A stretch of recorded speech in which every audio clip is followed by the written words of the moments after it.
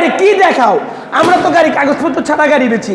দেখো তো কোন গাড়িতে প্লেট নাই, দেখাও না। এই যে প্লেট, এই যে প্লেট, এই যে প্লেট, এই যে প্লেট, এই যে প্লেট, এই যে প্লেট, এই যে প্লেট, এই যে প্লেট, সবগুলো এই শাড়িতে। কোনটার প্লেট নাই ভাই? কথা হচ্ছে কি ভাই, নাচতে না জানলে উঠান বাঁকা। সম্রাট নাকি মানে ওই কাগজপত্র ঝামেলা করে বিক্রি করে ভাই, এরকম অভিযোগ, মিথ্যা অভিযোগ। আর কতদিন ভাই?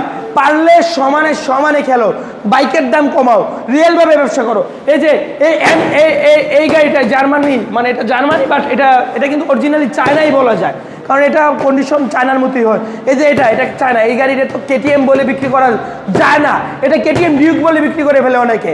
বা এটা সিএফ মোটো, আর এটা এফকেএম।